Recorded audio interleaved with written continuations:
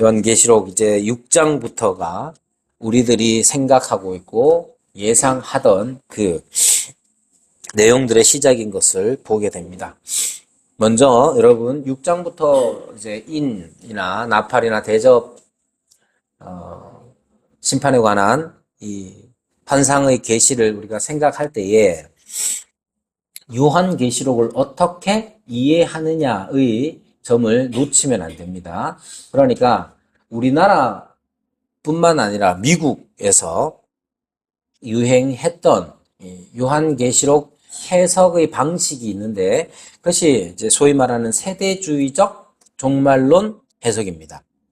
핵심은 뭐냐면 6장부터 물론 4장부터 뭐 포함되긴 하겠지만 6장부터 나오는 이 환상의 계시 자체를 종말, 말 그대로 예수님께서 재림하시기 직전의 일들로서 이렇게 해석하는 경향이 있습니다.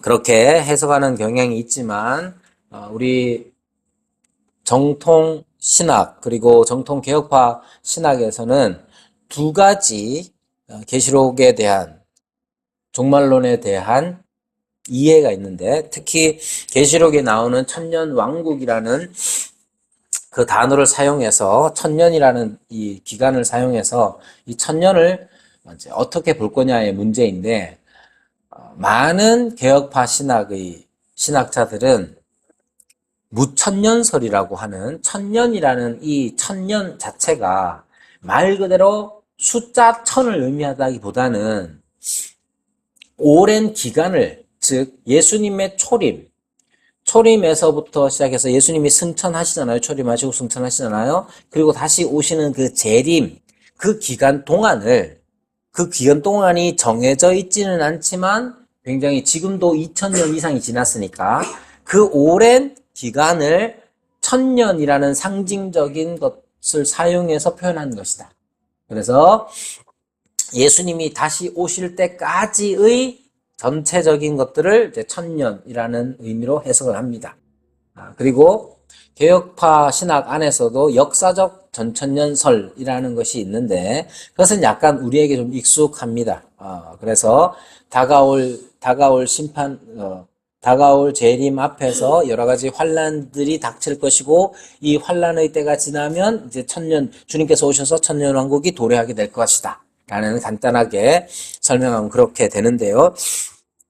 우선 여러분들이 아실지는 모르겠지만 앞에서 제가 1, 2, 3, 3장을 하면서도 이것을 좀 더 무천년적으로 보는 것이 좀 더 낫다. 그렇게 말씀을 드렸었습니다.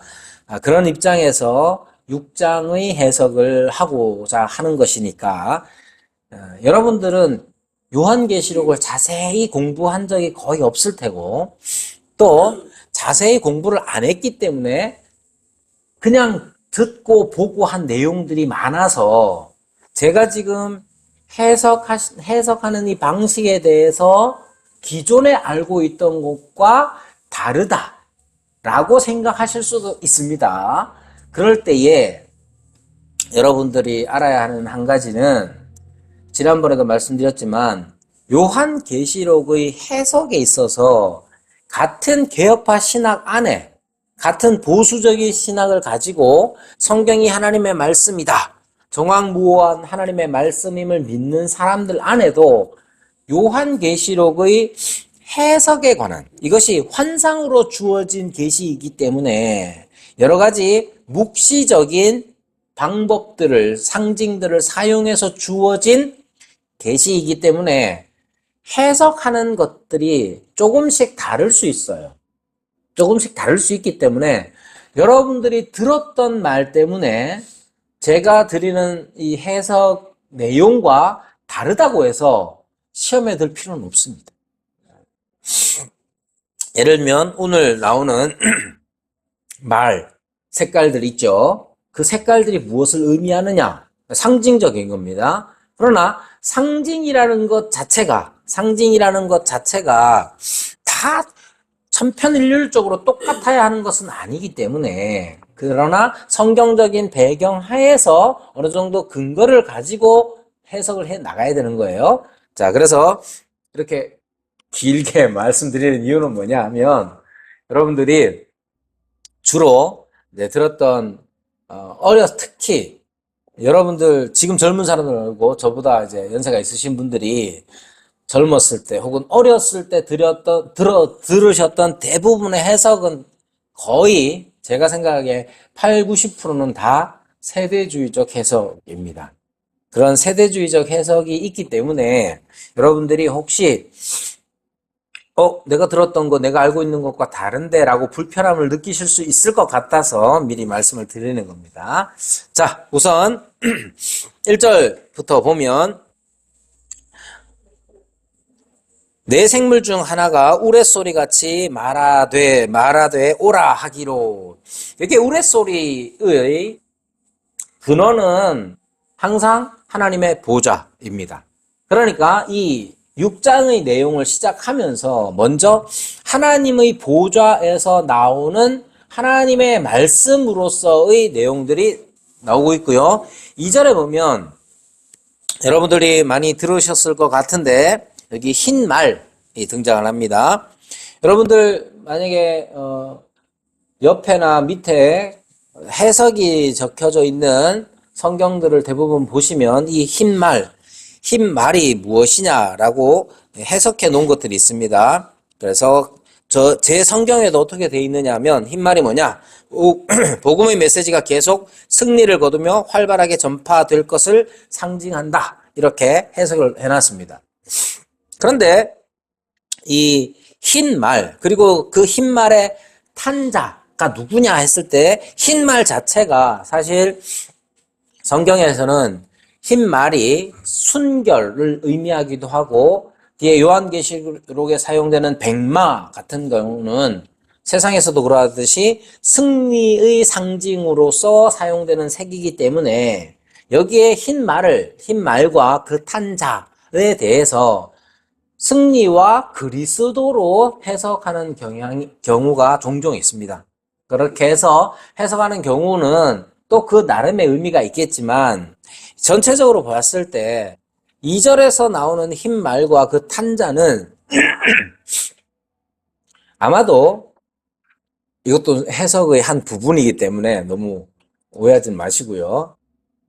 아마도 여기에 흰 말과 그 탄자는 사탄을 의미할 것이라고 생각합니다. 자, 이유가 뭐냐 하면 이 흰 말이 등장을 해서 이기고 또 이기려고 한다라는 이 말. 거기에 2절에서 멸류관을 받고 나아가서 이기고 또 이기려고 한다 하는 이 말씀들 속에서 몇 가지 생각할 수 있는데, 첫째는 이 말탄자는 어떤 존재냐 했을 때 미혹이나 박해 또는 둘 다를 통해서 신자들을 영적으로 패배시키고 억압하려는 그러한 사탄의 세력을 표상한다고 할 수 있습니다. 그러나 이 말탄자가 그리스도께서 인을 떼실 때에 등장하고 하나님의 보좌에서 우레소리가 발하여질 때에 등장하는 것으로 봤을 때 사탄은 사탄이되 하나님의 통치 아래에 있는 그러한 사탄을 의미하는 것이죠. 여기에 이기려고 한다 하는 이 말 자체는 전체적으로 이 사탄이 이 땅을 향하여서 특히 믿는 우리 그리스도인들, 즉 교회를 향하여서 취하는 태도를 말하는 것이죠. 3절부터 나오는 둘째, 셋째, 넷째, 이 8절까지 나오는 이 새 말탄 자들을 더욱더 자세히 살펴보면 마치 이런 거예요. 첫째에 등장하는 이 흰 말은 일반적인 큰 의미로서의 뜻을 나타내고 다른 이 새 말탄자들은 즉 등장하는 이 첫째 말은 전쟁, 이기려고 하는 이 전쟁에 대한 큰 묘사를 나타내고 다른 세 말은 전쟁의 구체적인 특징들을 제시하고 있다고 해석할 수가 있는 겁니다. 자, 사탄은 우리가 2장, 3장에서 7교회를 살필 때에 그 7교회가 그때 당시의 요한이 살아있을 당시의 7교회를 배경으로 하고 그 당시의 교회 문제들이나 잘한 점들에 대하여서 언급되고 편지하는 내용이지만 그것이 단지 그때 당시의 7교회만을 나타내는 것이 아니라 7이라는 숫자의 상징성으로 모든 교회들에게 해당되는 것이라고 누누이 강조를 드렸습니다. 그럼 그 7교회가 처해 있는 상황이 어떠하냐 했을 때 녹록한 교회는 하나도 없습니다. 그러면 왜 그런 일들이 일어나느냐 했을 때 예수 그리스도께서 교회의 머리가 되시고 주인이 되시고 보호자가 되시고 주권자가 되심에도 불구하고 교회는 왜 계속해서 이런 난관과 어려움 속에서 버텨나갈 수밖에 없느냐 하는 거예요. 여러분 말씀드렸지만 4대 교회나 라오디게아 교회 같은 경우는 칭찬이 없어요. 책망만 있어요. 왜 이런 일이 교회의 머리가 되시는 분이 바로 그리스도이신데도 불구하고 왜 교회는 이토록 세상 속에서 살아가면서 멋있고 영광스러운 모습이 아니라 보기 흉한 모습들이 보이느냐는 거예요. 그것이 좀 더 줄여서 축소시켜서 우리 개인적인 삶에 있어서도 마찬가지죠. 왜 나는 하나님을 우리 주 예수님을 그리스도로 주로 모시고 살아가는데도 불구하고 여전히 못난 모습들이 이렇게 많으냐는 거예요. 우리는 매 주일마다 십계명, 주님께서 우리에게 명하신 명령들을 듣습니다. 그 명령 10가지 계명 앞에서 그 누구도 당당하지 못합니다.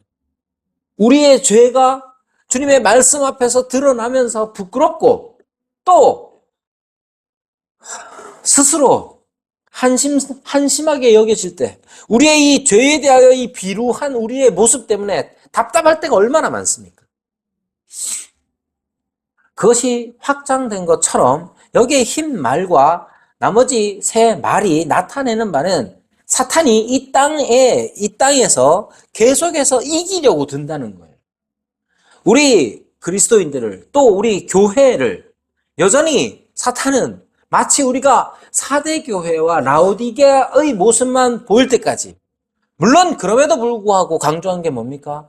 4대 교회든 라오디게아 교회든 주님께서 책망할 거리밖에 없는 교회들이지만 여전히 그런 교회들에게까지도 주님은 머리가 되시고 주님은 주인이 되셔서 그들에게 말씀하신다는 거예요. 그러니까 모든 교회들은 실망할 거리들을 늘 갖고 있습니다. 우리 교회 안에서도 마찬가지고 우리 교회든 어느 교회든 지상의 모든 교회들은 다 답답한 현실 속에서 살아가는데 그것을 생각할 때마다 2가지를 다 생각해야 합니다. 첫 번째, 그럼에도 불구하고 우리 주님께서 우리 교회의 머리가 되신다는 사실. 그리고 머리가 되심으로써 우리 교회를 향하여 계속해서 말씀하고 계신다는 사실. 거기에 소망을 둬야 합니다. 이놈의 교회는 왜 이 모양이냐? 그렇게 되는 게 아니라 여전히 주께서 우리에게 말씀하신다는 사실에 소망을 두고 견뎌나가야 하는 것이죠. 그러면 왜 이런 어려움들이 오느냐 했을 때 요한의 이 환상의 계시가 우리에게 가르쳐 주는 게 뭐냐 하면 우리에게 주님께서 머리가 되시고 통치자가 되시고 주권자가 되시는 그 현실만큼이나 우리를 향하여 덤벼드는 사탄의 세력, 악한 세력들의 집요한 공격까지도 여전히 현실이라는 점, 이 2가지를 놓치면 안 됩니다. 즉 사탄은 계속해서 교회를 넘어뜨리고자 이겨 먹으려고 계속해서 나옵니다. 그 구체적인 사안에 대해서 말하는 것이 이제 2번째 말부터 나오는 내용입니다. 자, 앞서 전쟁에 대해서 일반적인 의미를 따라서 소개했다고 치면 첫째 말이 나타내는 것, 첫째 말, 흰 말과 그 탄자가 나타내는 게 뭐냐 하면 계속해서 교회를 이기려고 계속해서 전쟁을 일으키고 지배하려고 덤벼드는 거예요. 그럼 구체적으로 어떻게 하느냐 했을 때, 셋째부터 등장하는 겁니다. 둘째부터 등장하는 겁니다. 자, 둘째 어떻게 말합니까? 3절에 보면 둘째 인을 떼실 때 내가 들으니 둘째 생물이 말하되 오라 하니 4절에 이에 붉은 말이 나오더라. 그 탄자가 허락을 받아 땅에서 화평을 제하여 버리며 서로 죽이게 하고 또 큰 칼을 받았다라고 말합니다. 여기 4절에 나오는 이 둘째 말 탄자는 세상의 민족들 사이에 다툼과 분란을 일으킴으로써 땅에서 화평을 제하여 버리며 서로 죽이게 하려는 거예요. 그러니까 어떻게 우리를 괴롭게 하느냐, 시험에 들게 하고 우리로 하여금 하나님의 말씀에서 떠나게 하느냐 했을 때 결국 땅에서 화평을 제하여 버리는 방식으로 서로 죽이게 하는 거예요. 이런 일들이 어디에서 일어나느냐 하면 세상에서도 일어나고 세상의 영향을 받아서 교회 안에서도 이런 일들이 일어나게 되는 것이죠. 대단히 조심스러운 이야기이지만 지금 한국 교회 안에서 일어나는 일들을 보면 이 사탄이 어떻게 역사하는지를 보게 되죠. 어떻게 한 그리스도, 한 주를 모시고 사는 교회가 이렇게 정치적인 이슈 때문에 나뉘어질 수 있으며 또 이렇게 서로 화평이 제하여 버리며 서로 마치 죽일 듯이 덤벼들고 있는 현실을 지금 한국 교회가 살아가고 있습니다. 그러나 이게 지금 한국 교회만의 문제가 아니에요. 미국 교회에서도 그렇고 지금 교회가 그나마 살아있다고 여겨지는 미국이나 한국 땅에서 일어나는 일들이 이런 것들이에요. 여러분 생각해 보십시오. 정치적으로 오른편에 서는지 왼편에 서는지 보다 더 중요한 게 있지 않습니까? 우리가 보수주의 정치를 선호하든 진보주의 정치를 선호하든 간에 그거보다 더 우위에 있는 것, 우리를 더 묶어맬 수 있는 것이 바로 그리스도의 주 되시며 우리의 복음일 텐데 마치 복음은 어느 편의 것이냐 서로가 서로를 향하여 여러분 그래서 웃는 사람이 누굽니까? 각 진영에 있는 정치 세력들만 웃어요. 싸우기는 교회가 엄청나게 싸우고 있는 것 같은데. 그리고 좋아하는 이가 누굽니까? 그것을 만족하는 이가 누굽니까? 교회를 무너뜨리려고 하는 그러한 사탄의 세력들이나 좋아하는 거예요. 여러분 이런 일들이 오늘날에만 있는 게 아니에요. 언제나 이런 일들은 있어 왔고 시대에 따라서 또 그 곳에 따라서 지역에 따라서 필요할 때에 사용되는 방식입니다. 핵심은 뭡니까? 교회가 교회 안에 화평이 제하여져 버리고 서로 죽이려고 한다는 거예요. 5절의 셋째 일에 대하여서는 이제 저울이 등장을 합니다. 자, 저울은 언제 등장하느냐 하면 여러분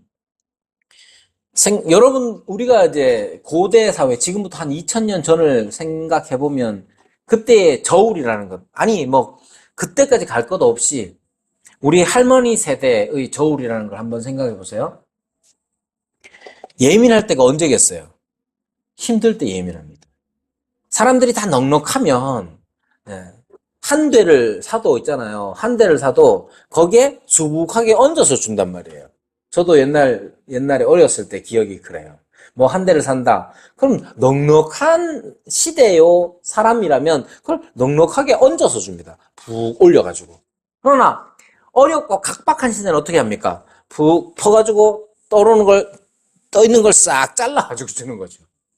여기에 저울이라는 것도 언제 등장하느냐 하면 이 고대 세계에서 저울은 사실 흉년의 때를 상징합니다. 흉년에 양식을 저울에 달아서 그렇게 지급하는 그 습관 때문에 여기 저울이 등장하는 것이에요. 검은 말과 그 탄자가 손에 저울을 가졌다 하는 이 뜻은 바로 흉년을 의미하는 겁니다. 그런데 이 흉년이라는 것이 얼마나 힘든 일이냐 하면, 여러분 아마 대부분의 분들이 지금 배고픈 거 이런 거 잘 모르고 여기 계시는 분들이 지냈을 수도 있어요. 저도 뭐 배고픈 거 잘 모를 수도 있는데, 하여튼 넉넉하지는 않았다는 기억이 있습니다만은, 우리 어머니 말씀으로는 하도 먹을 게 없어가지고, 어머니가 이제 장사를 하긴 해야 되겠고, 뭐 돈은 벌어야 되겠고, 강원도 이제 사실 때. 그래가지고 제가 어렸을 때 들었던 이야기는, 어디서 도넛을 떼와가지고 팔려고 했는데, 우리 집에 먹을 게 하도 없어가지고, 얘따 모르겠다, 너네나 먹으라고 그러고 줬다가, 막 주워 먹었다가 이제 탈이 나가지고 힘들었다고 말씀하신 적이 있었는데, 여러분, 이 기근이라는 것, 흉년이라는 것, 이거 자체는 사람을 굉장히 어렵게 만듭니다. 지금도 그렇지만 고대 사회에서의 기근, 흉년이라는 것은 사실 너무 자극적으로 표현하자면 자기 자식까지도 잡아먹을 수 있는, 혹은 자기 자식까지도 그냥 다른 사람에게 그냥 팔아넘길 수 있는 게 바로 기근이요, 흉년인 것이죠. 그런 날들이 닥쳐오면 거기에서 온전한 삶이라는 것은 생각할 수가 없습니다. 지금 당장 굶어 죽을 때에, 그럴 때에 신앙을 지키는 일들, 그거 쉬운 일이 아니겠죠.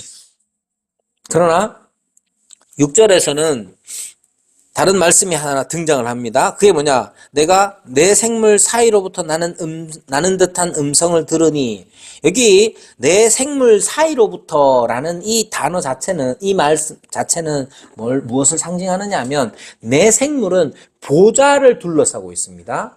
보좌를 둘러싸고 있는 그 사이에서 났다는 것은 바로 그 사이에 계시는 바 하나님 또는 그리스도의 음성으로 이해할 수 있습니다. 거기에 뭐라고 말씀하시느냐 하면, 한 데나리온의 밀 한 대요, 한 데나리온의 보리 석대로다라고 말씀합니다. 이 말씀은 뭐냐면, 앞에서 검은 말이 손에 저울을 가졌다는 말 자체는 기근, 흉년으로 온 세상이 다 힘들게 될 거라는 거예요.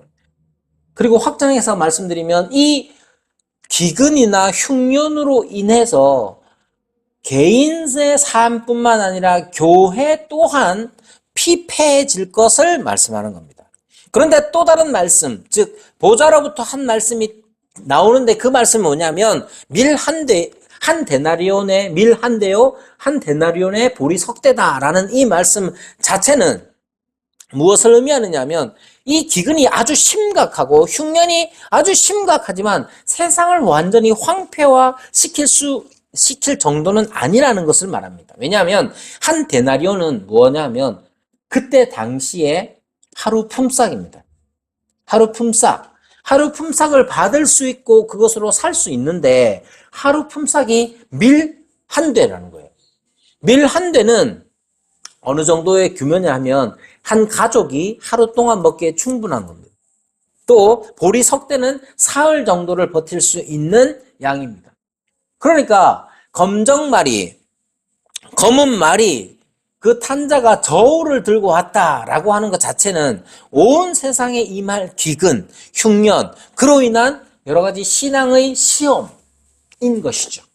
그러나 그러한 시험의 시간 동안에도 하나님께서는 세상을 향하여서 어느 정도의 은혜를 베푸시는데, 그 은혜의 베푸심이 뭐냐 하면 바로 밀 한 대, 한 데나리온의 밀 한 대라는 거예요.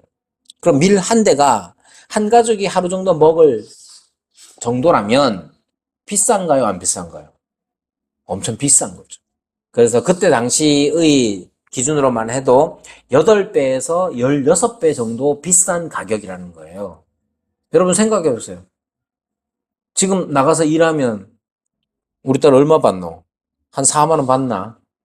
4시간 주방에서 열심히 일해가지고 한 하루에 한 4만 원 법니다. 하루 일당 곱하기 2해서 8시간 근무한다 치고 그럼 8만 원, 약 10만 원 정도 번다고 칩시다. 그걸로 하루 한 가족이, 우리 집 가족이, 예, 치킨 2마리 시켜 먹으면 사실 삐까삐까해지는데, 지금 요 말씀 자체는 의미하는 바가 바로 그런 거예요.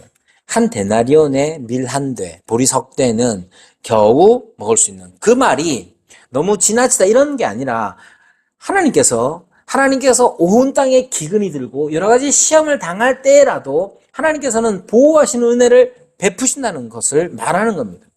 여기에 감람류와 포도주는 해치지 말라 하시는 이 말씀 자체는, 이 감람류와 포도주는 아무나 먹는 게 아니에요. 사치품입니다.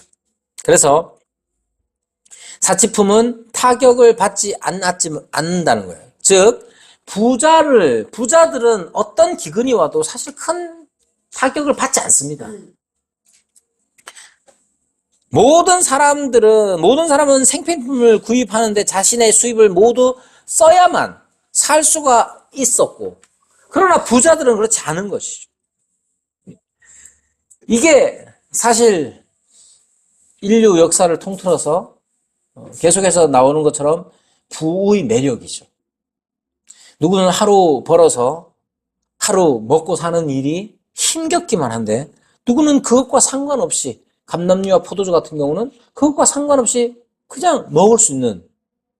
그래서 교회에 주어지는 이 기근의 때에, 흉년의 때에 교회에 주어지는 시험 중에 하나가 뭐냐 하면, 나도 내 것을 모두 다 팔아 부자가 되어야겠다. 그렇게 팔아버리는 것 중에 하나가 뭐냐? 신앙입니다. 이 세상에서 내가 감람류 좀 마시고 사용하고, 그리고 포도주 좀 마시면서 사는 인생이 되기 위해서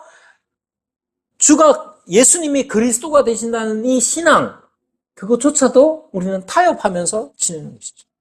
라오디게아 교회에 주님께서 하신 말씀, 자기들이 부자라고 생각하는, 그 부자이기 때문에 신앙도 부자라고 생각하는 그러한 일들이 일어날 수 있는 것이죠.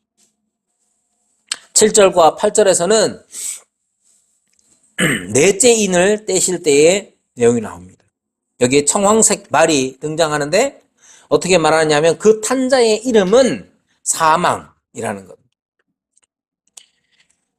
여기에 이제 번역은 사망이니 음부가 그 뒤를 따르더라 이렇게 해놨는데, 헬라어 번역으로는 음부가 그 뒤를 따르는 사망이라는 이름을 가지고 있다는 거예요. 사망과 음부는 어떤 의미냐 하면, 여기에서 드러나는 것 중에 하나가 뭐냐 하면, 사망과 음부, 여기에 음부라는 지옥이라는 뜻으로 이해하면 되죠. 사전적 의미를 모르는 우리 젊은 어린 친구들도 있어서, 여기에 사망과 음부는 궁극적으로 하나님의 통치 아래에 있는 사탄의 세력입니다. 내 말 탄 자는 모두 어떤 식으로든 사망을 일으키죠. 그것이 전쟁이든 기근이든 아니면 무엇이든 간에 그렇습니다. 그리고 이 음부는 죽은 자의 거처입니다. 사망과 음부의 사악한 성격, 그것은 20장 13절에서 14절에 분명히 등장합니다. 자, 그러니까 이 내 말 탄 자가 일으키는 이 심판은 하나의 종합적인 심판의 일부분으로서 서로 독립적이거나 분리되지 않고 평행적으로 이어진 거예요. 그러니까 어느 것 하나를 딱 끊어서 설명하려고 하는 것이 아니라 전체적으로 말하는 겁니다.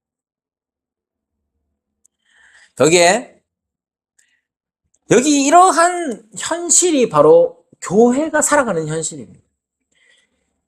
교회가 살아가는 현실 자체가 녹록한 현실은 없습니다. 간혹 우리 교회도 잘 먹고 같이 즐거워하고 하면서 지내다 보니까, 조만한 교회에서 누릴 수 있는 여러 가지 기쁨들이 있다 보니까 어려움이 없는 것처럼 여겨질 때도 있겠지만, 여러분, 세상의 모든 교회들은 다 여러 가지 어려움 속에서 존재하는 거예요. 그리고 교회를 무너뜨리기 위하여서, 시험 들게 하기 위하여서 열심으로 일하는 세력, 사탄의 세력이 우리 가운데 있는 겁니다. 우리 가운데 있다는 게 아니라 우리 앞에 있는 거예요. 그러면 이 처음 내인의 심판이 의미하는 게 뭐냐? 최종적으로 의미하는 게 무엇이냐면, 여러분 기억하셔야 돼요. 이 사탄의 세력이 첫째 인부터 넷째 인까지 뗄 때 등장하는, 이기고 또 이기려고 한다. 그리고 서로 죽이게 하려고 큰 칼을 받았다. 셋째, 저울을 가지고 왔다. 넷째, 사망.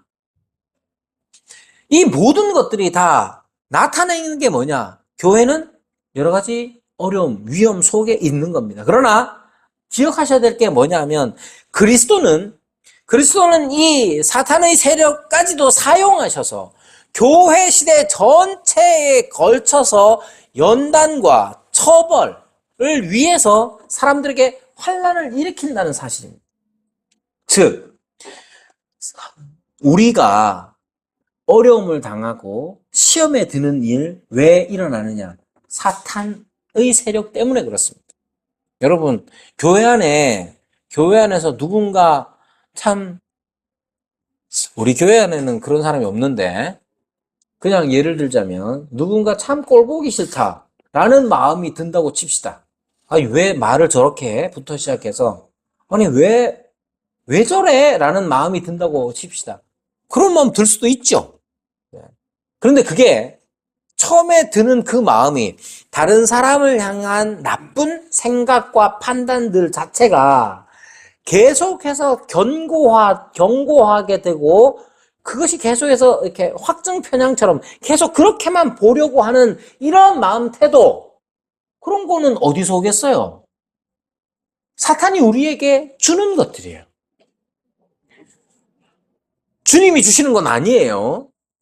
그런 마음들, 주님이 주신다고 생각하는 사람들도 간혹 있는 것 같더라고요. 자기는 진리를 판단하는 양, 모든 것을 아는 양, 다른 사람들을 판단하면서 그러한 판단할 수 있는 힘이 주님께서 주셨다는 식으로 이해하는 사람이 있던데, 여러분, 처음에는 그런 마음 들 수도 있어요. 왜? 나랑 다르니까. 왜 저렇게 신앙생활 하지부터 시작해서, 그건 본능적인 반응이에요. 내가 가지고 살았던 것과 다르기 때문에 왜 저래? 그리고 불편함을 느끼는 건 그냥 자연스러운 반응이에요. 문제는, 더 중요한 건 어디서 온 그 다음이에요. 그래서 어떻게 할 거예요? 나와 다른 저 사람의 반응, 저 사람의 말, 저 사람의 행동, 그것들에 대하여 우리가 어떻게 그 다음 선택을 해 나가느냐는 주님께 순종하는 여부예요. 여러분, 이 두 가지가 다 있는 게 교회의 현실입니다. 사탄은 우리로 하여금 나 자신과 다른 모양과 생각과 행동들에 대해서 불편함을 느낄 수밖에 없어요.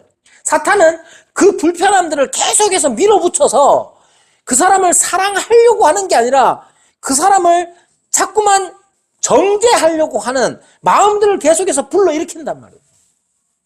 그런 게 언제 더 심해지느냐? 우리가 어려움을 당할 때 더 심해집니다. 내가 가진 게 많고 먹고 살 때 문제가 없고 도리어 풍족하다 그러면 사람이 나한테 5만 원 빌려간 거 큰 문제 안 삼습니다. 10만 원, 20만 원 빌려간 건 큰 문제 안 삼아요. 근데 내가 지금 당장 마치 검은 말이 등장했을 때 저울을 들고 온 것처럼 내가 지금 당장 오늘 하루 벌어서 내 새끼들 밥이라도 사줘야 될 것 같은데, 내 아이들 용돈이라도 좀 줘야 될 것 같은데, 그럴 때 우리는 시험에 드는 거예요. 사탄이 역사하는 방식이 그런 거예요. 사탄은 우리 주위에서 우리의 여러 가지 환경들을 어렵게 만들므로써 우리가 그리스도를 따르는 선택들을 해나가지 못하도록 만들어버리는 거예요. 거기에 지면 안 되는 거예요.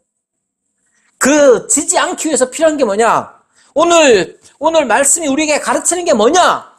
바로 그리스도께서는, 보좌에 앉으신 그리스도께서는 지상의 교회를 통치하실 때에 사탄의 이 위력을 허용하시기도 합니다.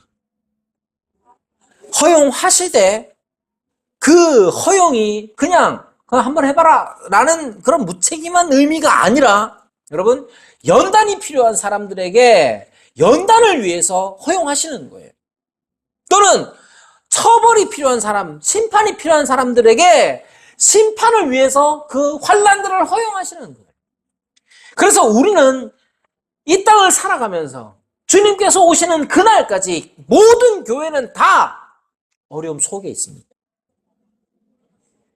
그러나 잊지 마십시오. 반복해서 말씀드리지만 그 어려움을 우리에게 주는 사탄의 세력이 힘이 있고 능력 있는 것처럼 보여도 그리스도의 손 아래에 있습니다.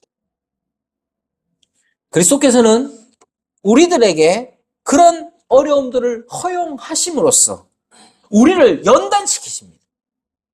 여러분, 그리스도를 닮는다는 게 어떤 의미겠어요? 그리스도를 닮는 게 어떤 의미겠어요? 사람들에게 친절하고 사람들에게 베풀고 막 그러면 그리스도를 닮는 거겠죠. 맞아요. 여러분, 그러면 사람들에게 많이 베풀려면 뭐가 필요합니까? 돈이 필요합니다. 그래서 여러분, 돈 많이 벌고 싶은 사람들 중에 하나님, 저도 많이 베풀면서 살게 돈 좀 많이 벌게 해주세요. 이런 사람들이 있단 말이에요. 생각보다 많아요. 그러나 여러분, 그럴 때 드러나는 건 돈이지 그리스도가 아닙니다. 그러나 반대로 생각해 보세요. 우리는 아무것도 없어. 도리어 없이 살아서 불안해. 그런데 뭔가를 베풀려고 할 때 그 베푸는 그것이 내가 많이 가졌기 때문이 아니라 그리스도께서 원하신다 하는 이 그리스도를 위한 이 선택, 그 선택들로 말미암아 우리는 그리스도를 닮는 거예요.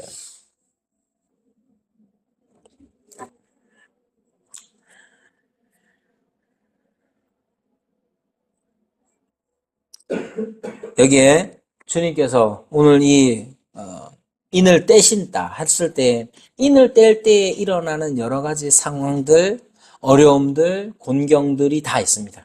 그러나 인을 떼시는 분이 바로 그리스도라는 사실을 우리가 놓치면 안 됩니다. 그래서 여러 가지 어려움 속에서도 그리스도의 주권을 분명히 인식하고 믿으며 우리의 삶을 살아가는 그런 믿음의 선택들을 해나가는 우리 교회가 되기를 바랍니다.